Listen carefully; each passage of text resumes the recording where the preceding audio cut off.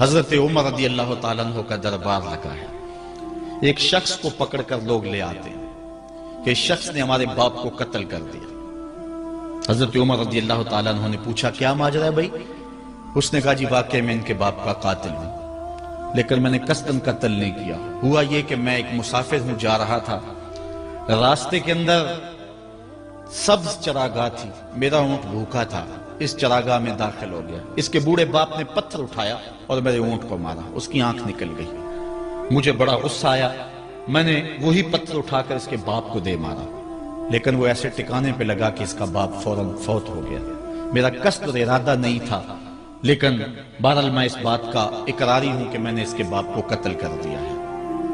آپ جو حکم سنائیں میں اس کو قبول کروں گا، لیکن میں ایک مہلت مانگتا ہوں کہ میرے دوست، میرے بھائی کی کوئی رقم میرے ذمے ہے، میرے پاس اس نے امانت رکھی ہوئی ہے اور وہ مجھے پتا ہے کہ میں نے کہاں چھپا کے رکھی ہوئی.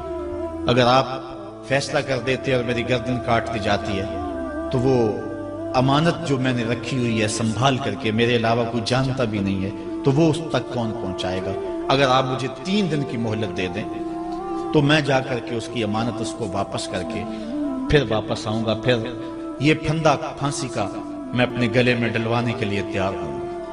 حضرت عمر رضی اللہ تعالیٰ عنہ نے فرمایا کہ کوئی شخص تیری ضمانت دے دے تو ہم تجھے چھٹی دینے کے لیے تیار ہیں. اس نے دائیں بائیں دیکھا، پورے مدینے میں اس کا کوئی شناسہ ہی نہیں تھا، واقف ہی نہیں تھا، ایک اجنبی شخص تھا. حضرت ابو ذر غفاری کھڑے ہو گئے، کہا حضرت عمر میں اس کی ضمانت دیتا ہوں. ضمانت دے دی گئی، وہ چلا گیا.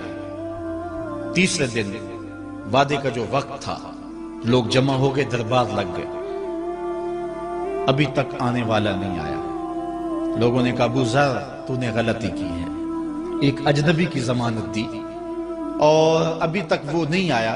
اور میاں صاحب فرماتے ہیں ایک بار جو پھائیں اڑ جاندے اور پھر کدی نہ پھنستے نے. ظاہر ہے وہ چلا گیا، واپس تو نہیں پلٹ کے آئے گا، اسے پتا ہے کہ آگے سیدھی سیدھی میری موت ہے، تو تم نے یہ کیا غلطی کی؟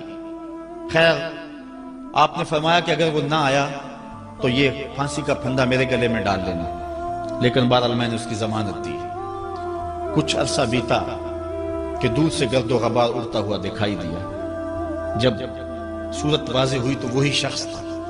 حضرت عمر فاروق رضی اللہ تعالیٰ عنہ کے دربار میں کھڑا ہو کہنے لگا حضرت کسی وجہ سے تاخیر سے پہنچا ہوں، معذرت چاہتا ہوں، اب جو حکم ہے پورا کیجیے.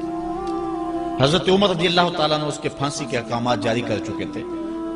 آپ نے فرمایا کہ ابو ذر یہ بتا